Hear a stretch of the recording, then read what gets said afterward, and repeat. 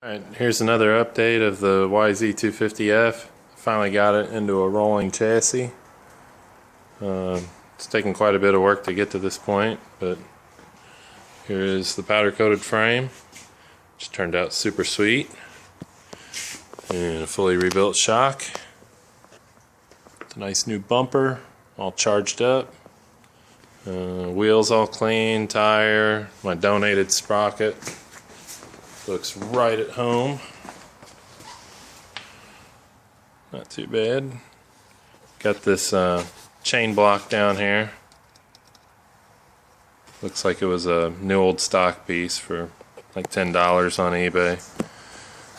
Just all the little finishing touches. Nice new chain slider. And the powder coat, the guy did a really good job on all this stuff. I had to blast all the media out of this tank though. Can't really see in there, but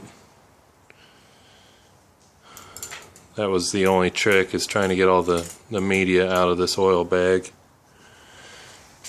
Forks, nice and rebuilt.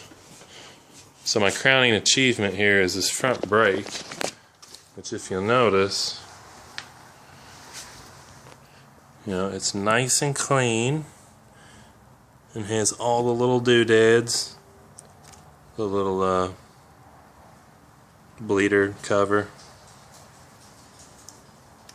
and it doesn't have this crappy ratty brake line anymore. I've got a nice Yamaha original brake line, which will be routed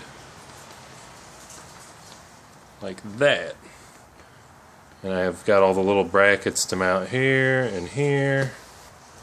There's another one up here. But this thing just fought me and fought me. You know, this nice original looking boot, had to buy that. Lever, had to buy that. And the fact that it works that nice and it's not all sloppy and loose took a lot of work. This was junk. Had to drill out the screws. There's nice new ones. Had to rebuild the piston inside. It runs right along there.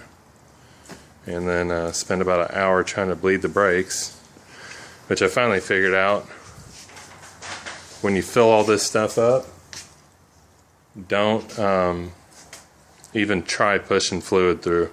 If your caliper's empty, if your line is empty, just fill it up, leave the cover off, and just sit there and do that for probably a half hour. Just let the bubbles keep coming up, because you'll have so much air in there you won't really be able to force anything through.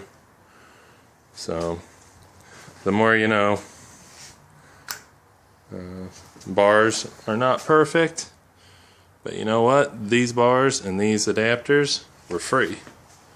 They were extras that I got on another bike, and since they jacked the bars up a lot taller, they're going to work pretty good for me because I'm taller. But yeah, this was a Tusk brake lever that was supposed to be OEM, and it did not fit at all.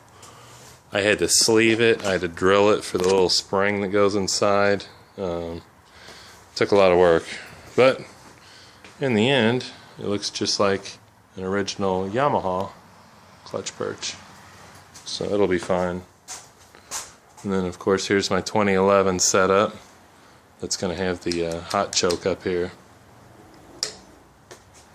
So that's it, got a rolling chassis, and should be moving along now. Peace.